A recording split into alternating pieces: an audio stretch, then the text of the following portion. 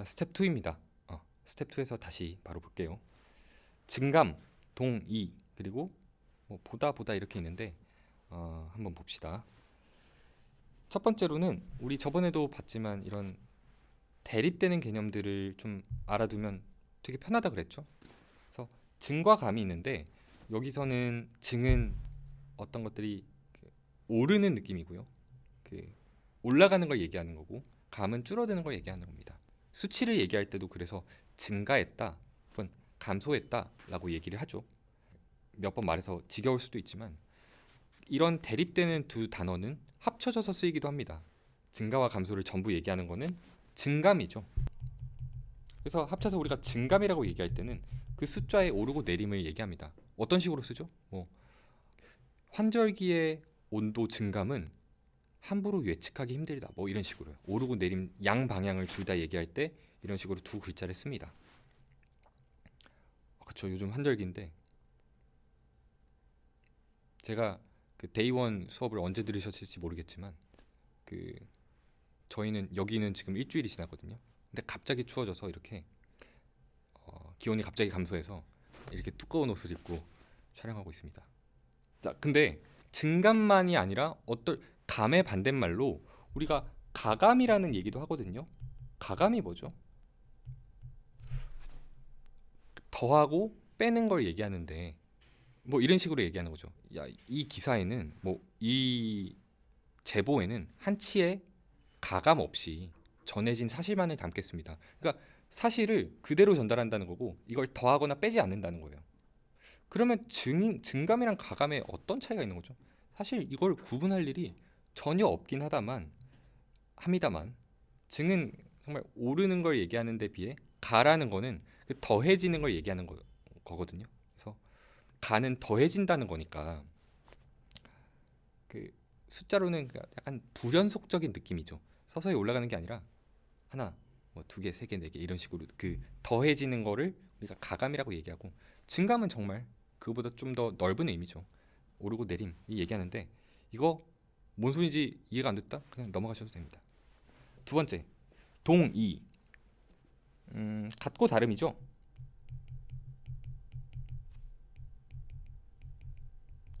그래서 아까 우리 앞에서 봤지만 그 의견이 다른 의견일 때는 이견이라고 얘기했고요. 동은 같다라는 뜻인데 여러분 이거는 제가 말하지 않아도 너무 많이 쓰고 있죠. 동년배 같다, 나이 그 연배가 같다라는 거고 이거는 동감한다, 내가 거기에 대해서 같은 감정을 느낀다라는 거겠죠. 쉬우니까 넘어가겠습니다. 뭔가 여기 보다가 있는데 아까 얼핏 말했듯이 그 망 그리고 견 두 가지 글자를 제가 앞에서 설명했는데 이게 그 본다라고 제가 설명하니까 좀 헷갈릴 수 있어요. 일단 망은 아까 제가 약간 그림도 그렸지만 멀리 바라보는, 이게 시간적인 걸 수도 있고 공간적일 수도 있는데 멀리 바라보고 그 뜻이 살짝 변해서 희망처럼 약간 쓰이기도 한다 그랬죠. 그래서 멀리 바라본다가 기본적인 이미지인데 뉘앙스인데 견이라는 건요. 어떤 능동적으로 내가 앞서서 막 살피고 이런 느낌보다 어떤 현상 뭐 혹은 뭐 외부에 있는 대상이 나한테 이렇게 눈에 들어온 거죠. 그래서 거기에 대해서 갖고 있는 어떤 생각을 의견이라고 얘기하는 거고. 그래서 견해도 어떤 게 보였을 때 거기에 대해서 내가 이거를 어떻게 바라본다라는 거는 정보가 인식되고 나서 내가 거기에 대해 품는 뜻 같은 거죠. 그래서 어느 정도는 그 망이라는 거는 내가 앞을 멀리 바라보는 거고 견은 들어오는 정보에 대한 그 이후에 뭐 의미 혹은 생각 정도의 뜻이 있는 거죠. 그래서 이런 식으로 아시면 되겠습니다. 반드시 방향이 반대다 뭐 이런 식으로 아실 필요는 없고요. 견이라는 게 제가 단순히 보다라고 얘기했을 때 우리말 보다라는 거의 의미가 너무나 넓기 때문에 그게 헷갈릴까봐 이렇게 느낌적으로 구분해봤습니다. 어쩌다 보니 여기다 보다가 들어가고 여기도 보다가 들어갔는데 여기서 보다는 그 본다 C가 아닙니다. 그 우리 보다를 얘기할 때 이런 식으로 있죠. 야, 나보다 너가 표준어는 내가입니다. 내가 빠르다라고 얘기할 때 이런 식으로도 쓰이지만 신제품은 보다 더 빠른 뭐 통신을 블라블라 뭐 이렇게 얘기할 수도 있겠죠. 근데 여기서 보다랑 저 보다랑 뭔가 의미적으로는 비교하는 뉘앙스가 있어서 똑같지만 이게 문법적 그리고 단어 자체가 사실 다른 단어입니다. 왜냐면 우리가 이걸 학교 문법에서도 배우시겠지만 품사, 단어가 다르면 그냥 품사가 다른 거거든요. 첫 번째는 그러니까 이런 이름 뒤에만 쓰여요. 이름이라 그러면 제가 명사 전체를 명사라는 단어를 쓰기 싫어서 이렇게 얘기합니다. 나보다, 너보다, 뭐 책상보다, 짜장면보다 라는 식으로 얘기를 하는데 두 번째 밑에 있는 보다는 그냥 문장에 앞에 뭐 붙는 거 없이 바로 그냥 스르륵 들어갑니다. 그래서 이런 식으로도 쓰일 수 있다는 거 좀 알아두셨으면 좋겠어요. 문법적으로는 앞에 것을 조사라고 얘기하고요. 그 중에서도 격조사입니다.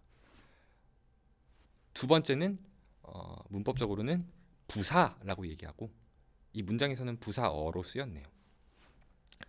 용어는 아실 필요 없습니다. 다만 보다라는 게 첫 번째만 좀 친숙하시겠지만 두 번째처럼 뭔가 퉁 들어가는 갑자기 문장에 껴들어가는 경우도 있다는 거를 알아두셨으면 좋겠습니다.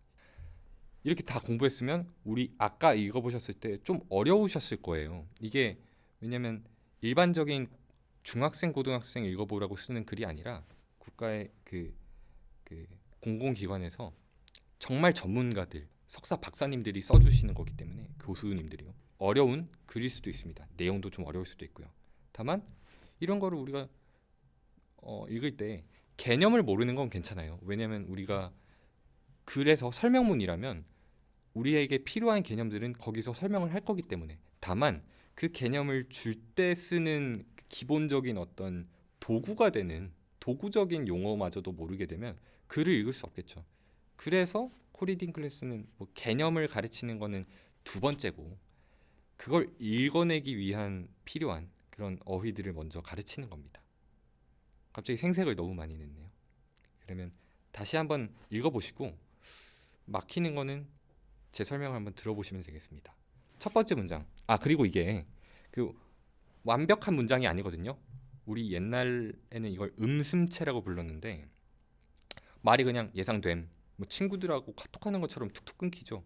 이게 왜냐면 써준 저작물을 제가 수정하면 안 돼서 이런 어미를 고치지 못했습니다. 예상된다라고 못 고쳤는데 그럼에도 불구하고 단어들 그리고 내용들이 충분히 읽어볼 만한 그리고 독해력을 키울 때 뭐 예상된다가 아니라 됨이라서 뭐 아주 크게 거슬리는 건 없어서 제가 이런 지문을 한번 선정해 봤습니다. 읽어볼게요. 우리 경제의 고령화 현상은 그러니까 나이가 연령대가 높아지고 늙는 걸 얘기하는 거죠. 우리 경제에 보통 그래서 우리 경제 이렇게 얘기하면 우리나라 국내 경제를 얘기하는 겁니다. 주요국 가운데 가장 빠르게 진행되고 있으며 경제 여건에 미치는 부정적 영향이 매우 심각한 수준에 이를 것으로 예상돼요. 제가 청소년 그리고 어린 학생들 상대로 이 교육을 하는 건데 암담한 뉴스밖에 없네요. 그럼에도 불구하고 우린 뭐 잘 읽어내는 게 목적이니까 제가 희망적인 뉴스가 있으면 그것도 좀 들고 오겠습니다. 나중에. 경제 여건이란 말 이제 우리 알 수 있죠. 주어진 경제 상황적인 요소를 말하는 겁니다. 이 여건에 미치는 부정적 영향이 아주 심각하다네요. 약 30년 후 고령 인구 부양비. 요 부양이라는 거는요. 우리 양육이라는 말을 들어보셨죠? 키우는 걸 얘기하는데 마찬가지로 그들을 먹여 살린다라는 거를 부양이라고 합니다. 70%를 상회하고 요거 한번 봅시다. 상회라는 게 아까 회라는 게 돈다라는 걸 의미했죠. 마찬가지로 상회도 우리 순 우리말로는 웃돈다라는 말입니다. 그 기준치를 위에서 논다는 거죠. 그래서 70%를 상회한다라는 말은 70%를 슬쩍 넘어서 그 위에서 돈다라는 말입니다. 70%를 상회하고 경제 성장률은 1% 내외. 내외는 대리버상이죠. 대표적인 안쪽과 바깥쪽. 그러니까 그 안쪽 바깥쪽 그 경계선을 넘나든다는 거죠. 마치 전후랑 비슷합니다. 1% 전후에 머물 것으로 전망되는 바, 우리 아는 바가 좀 나오네요. 아는 단어들이. 이러한 여건은 우리 경제의 생산성이란 말은 좀 생산이란 말은 아시겠지만 생산성은 좀 어려울 수도 있는데 그게 얼마나 그 가치로운 것들을 많이 만들어내는가. 그러니까 그 투입 대비 나오는 산출, 이 말이 더 어렵나요? 그 노력한 것 대비 얼마나 더 결과치가 좋냐, 결과치가 효과적이냐라는 얘기가 생산성입니다. 우리 경제의 생산성과 고용 구조가 획기적으로 개선되지 않는 한 지속 가능성을 위협하는 수준이다. 되게 위험한 수준이네요. 왜냐하면 고용이라는 거는 누군가를 채용한다는 뜻이죠. 그러니까 그 사람을 우리 일하는데 그 쓸 것을 사람을 쓴다 하면 반인륜적인데요, 선생님. 뭐 단어가 그런 걸 어떻게 해요? 개선되지 않는 한, 개선이라는 건 더 좋게 만드는 걸 얘기합니다. 여기서 선은 뭐 착하다라는 얘기로도 아실 수 있겠지만 선악 할 때 그 선은 뭐 그렇게도 쓰이지만 좋고 나쁨에서 그냥 좋음을 얘기하기도 합니다. 그 영어로 good을 그냥 선이라고 번역하죠. 개선되지. 개자는 여기서 고친다는 걸 얘기하는데요. 우리 어떤 거를 개조하고 이런 얘기를 많이 하잖아요. 그래서 좋게 고치지 않는 한, 더 약간 더 업그레이드 되지 않는 한 지속 가능성, 지속하기조차 어렵다라고 얘기하네요. 우리는 지속 가능이란 얘기를 사회과학 지문에서는 되게 많이 읽을 수도 있는데 지속 가능한 발전 이런 말들을 좀 들어보셨을 수도 있을 거예요. 그러니까 계속 그게 이번 단발적이고 일회성이 아니라 계속 쭉 할 수 있냐라는 걸 얘기하는 게 지속 가능성입니다. 그래서 이 문장이 얘기하는 건 뭐죠? 이걸 진짜 완전히 뜯어고치지 않으면, 생산성과 고용 구조를 뜯어고치지 않으면 지금 주어진 이런 상황, 여건이 지속 가능성도 힘들다라는 얘기네요. 지금 너무 절망적인 뉴스를 계속 풀어 설명하고 있나? 현재 우리가 직면한 고령화 현상은 이례적으로 빠르게 진행되는 데 반해 정책적인 대응과 제도 개선은 속도를 따라가지 못하고 있대요. 첫 번째로 직면, 이례적 두 개를 보면 직면이라는 건 이거 영어 표현이랑도 똑같은데요. 영어에서 face라 그러면 얼굴을 얘기하지 않습니까? 근데 동사로 쓸 때 뭐 faced with 뭐 이런 얘기를 하죠. 어떤 걸 마주 보는 걸 얘기하잖아요. 똑같습니다. 직면도 어떤 걸 마주한, 우리가 마주한 상황이라고 얘기할 때 얼굴의 뜻에서 그런 추상적인 의미까지 좀 진화된 거죠. 이례적이다라는 건 뭐냐면 예라는 거는 우리 예라고 얘기하지 않습니까? 예시가 있었을 거 아니에요. 그리고 이 예시는 필연적으로 무조건 과거에 있었던 일이죠. 근데 그 예들과 너무 다르다는 겁니다. 예시를 찾아보기 힘들게 다른 예시들과 너무 다른 상황을 이례적이라고 얘기하고 비슷한 말로 전례 없는 이란 얘기를 하기도 합니다. 똑같은 표현으로 좀 알아두시면 좋겠어요. 너무 특이한 상황이라는 거예요. 이 정도의 예시를 찾아보기가 힘들고. 그 다음 문장.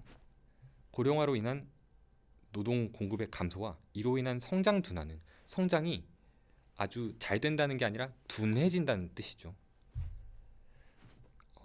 이런 성별, 연령별, 뭐 남녀노소가 경제활동 참가에 아주 많이 뛰어든다고 하더라도, 선진국만큼 많이 도달하더라도 만회하기는 어려울 것으로 추정된다.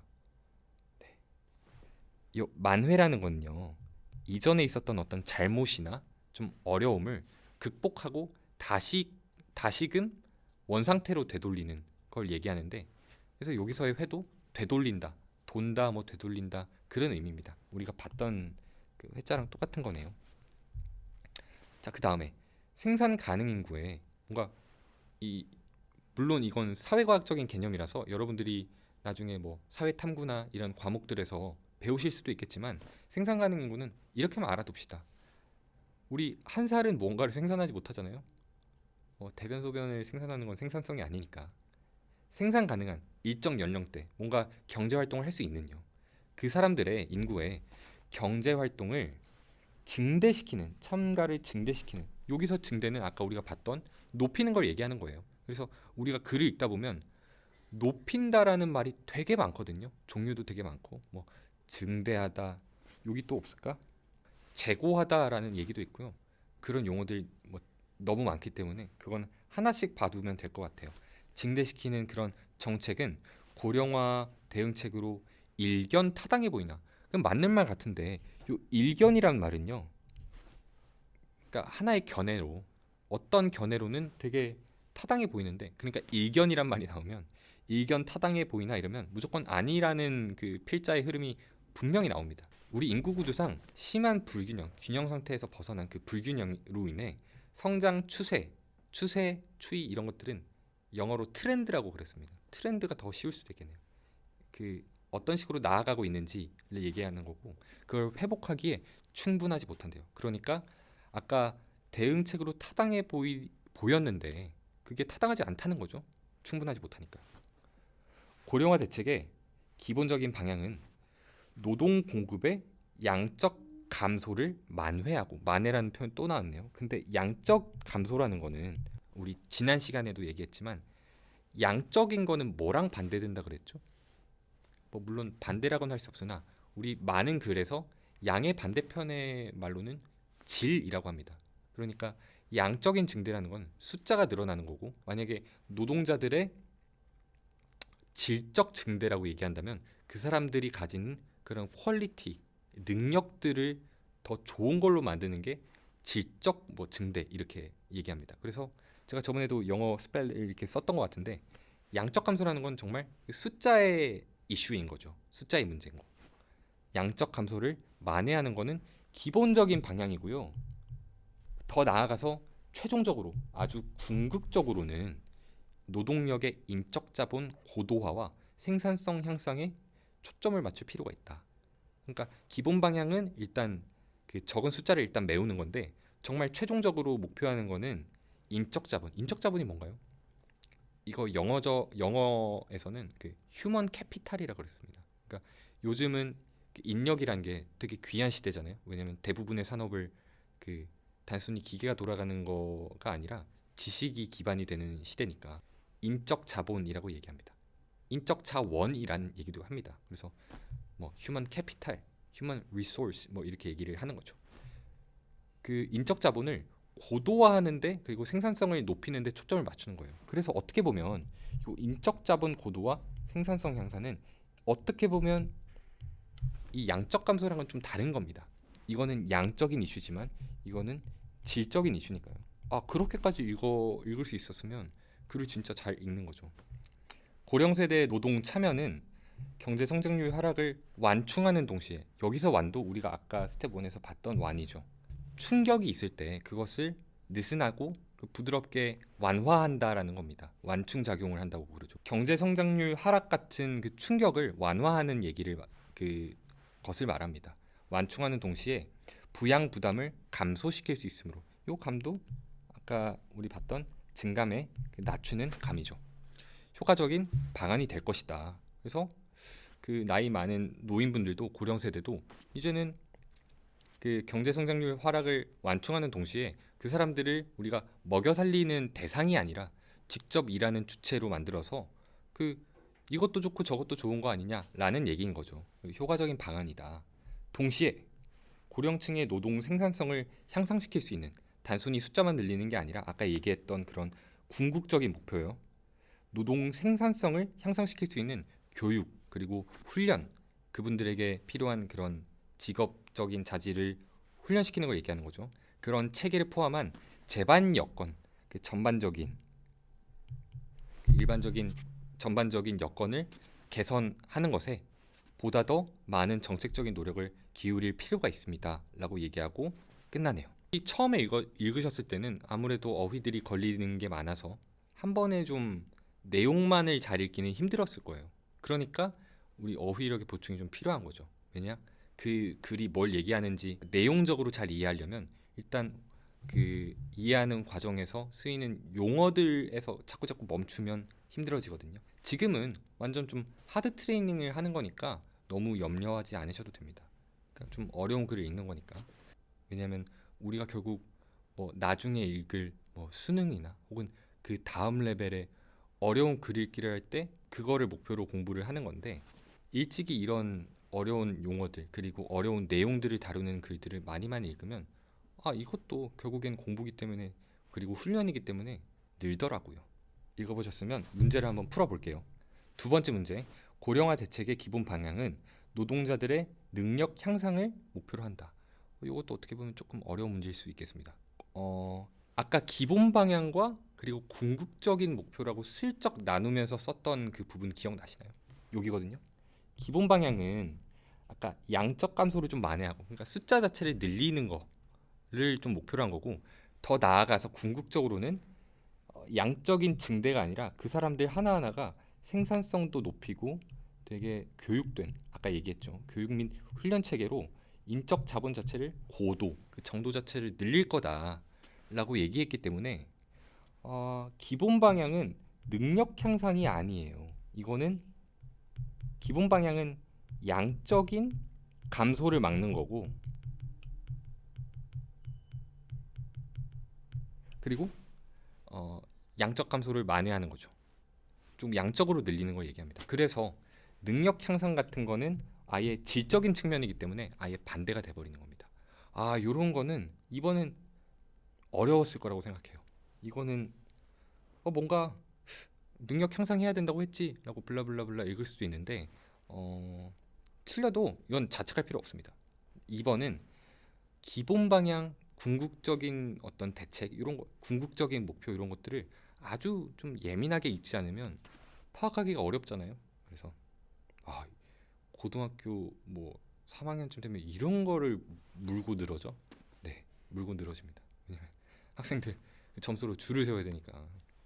그래서 어려운 문제를 내시는데 사실 쉬운 문제를 낼 수도 있는데 제가 한번 좀 이렇게 만들어 봤습니다. 그래서 글만 제대로 읽으셨다 그러면 오늘 뭐 여러분들이 지금 문제의 정답 그리고 점수가 중요한 건 지금은 아니니까요. 그래서 이런 단어들을 알고 그리고 글을 읽는 게 조금이라도 매끄러워졌으면 저는 오늘 성공이라고 생각합니다.